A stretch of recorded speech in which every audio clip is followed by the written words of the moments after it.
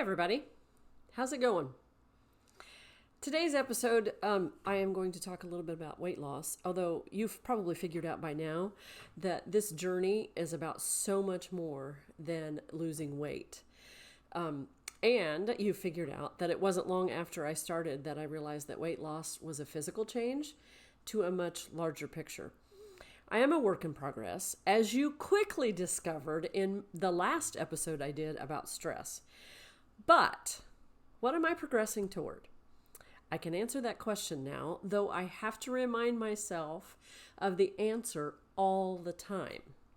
I want a marriage of my mind and body into one.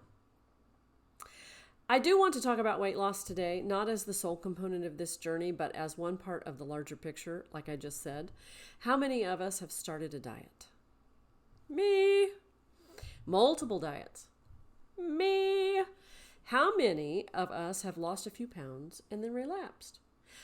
Me again. Yeah, all of us.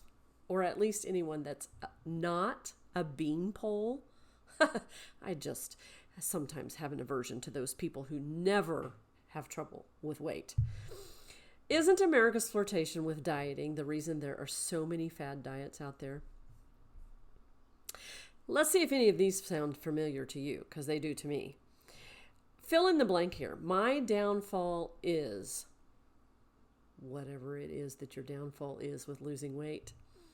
I've tried every diet under the sun, but the weight just won't come off. That's me. I lose a few, but then nothing. That has absolutely been me, more times than I can count on all of my fingers and toes. Do you know that? Here's some statistics. Less than 5% of the people who go on a diet stick with it.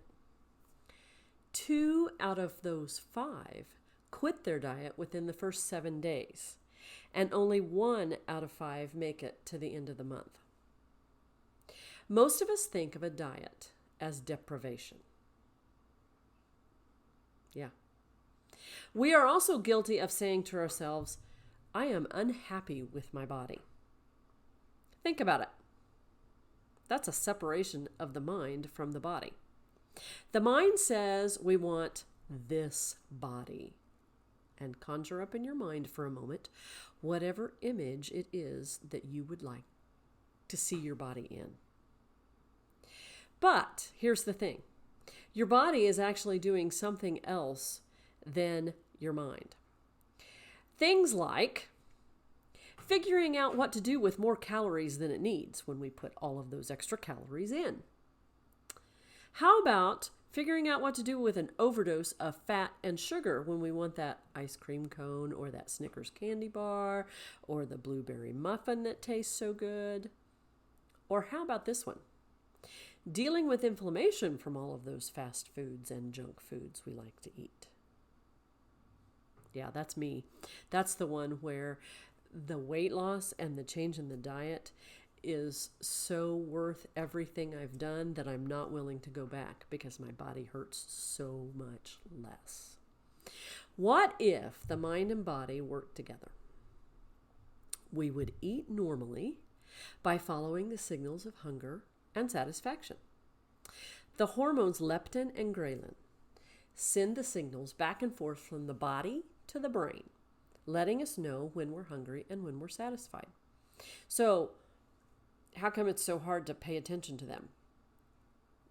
Because of the way we train ourselves. It's a lot more complicated than that, and I'm no scientist. But as I've read in The Healing Self, along with a few online resources other than that, there is a connection between leptin and Alzheimer's. Leptin is the hormone that tells us we're satisfied when we're eating. Higher levels of leptin is thought to reduce the effects of aging, specifically dementia and Alzheimer's. I'm all up for that because my brain fog is something that I deal with every day.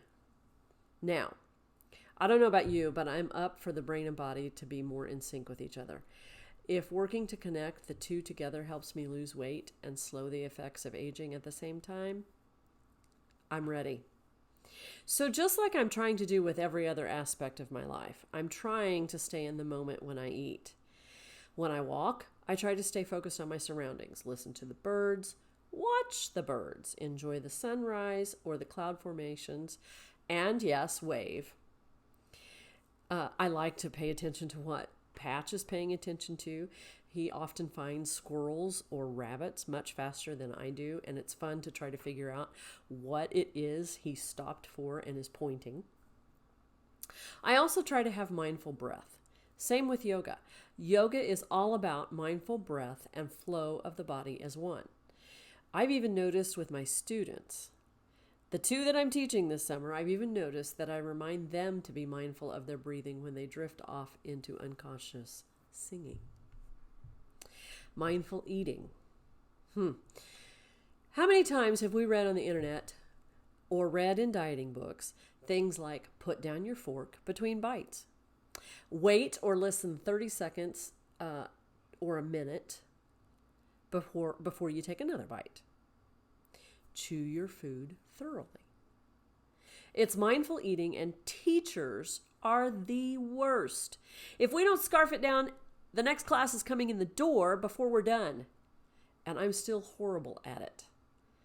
So here are some steps laid out in the Healing Self. Pause before the first bite and take a deep breath. Ask yourself, why am I eating this? Take note of it. Write it down if you need to or if you're inclined to. Make a conscious choice to eat or not. The reason behind making a conscious choice is that hopefully the answer to why I'm eating is that I'm hungry. If the answers are I'm bored, I can't resist, I'm stressed, I'm depressed, and who knows what else, then I probably shouldn't be eating. Even in the short 2 months, and as of today, 27 pounds that I've lost, I've noticed that being mindful of why I want to eat has reduced the quantity and increased the quality of what goes into my mouth. I'm not as hungry as I was before, and I began this journey just like eating everything. And I rarely eat because I'm bored, which I did, especially in the first few weeks of the pandemic and being home because, oh my gosh, I couldn't do all of the things. None of us could do all of the things that we were used to doing. And holy cow, we were all bored. What if we called it the pandemic 15? So there are a host of other reasons too. But right now, I'm trying to focus on eating when I'm hungry. And that's my answer. I no longer buy into a few of the facades either of things like food lifts my spirits. Or I don't care about the risk of heart attack, diabetes, or cancer. Something's going to kill me anyway, whatever that something is. And I don't really care how much I weigh. How many of you have said that one? I don't really care how much I weigh. Lies. Absolutely lies. Old excuses that are fantasy, not reality. There is so much more to say about healthy eating, and I'm sure I will. But I want to end today with this. I'm working toward awareness and living in the moment throughout every minute and every hour of my awake hours. My goal is to live consciously every minute, mindful of others, events, surroundings. So many times I've let myself be lost in thought, walking down the hallway at school. How many times have you been reading a book and your mind is on something else? How many times have you driven to your destination and then wondered how on earth you got there? Yeah, I'm guilty of that one.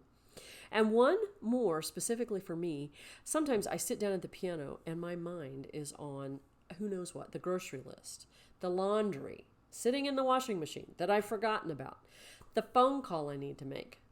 The list goes on and on. Eating is no different. It's time to stop. Smell the coffee. And then enjoy the taste. The challenge to everyone is to put the word mindful in front of every activity you engage in, even your breathing. Thanks, folks. Be sure to share and like and subscribe. Until next time, God bless.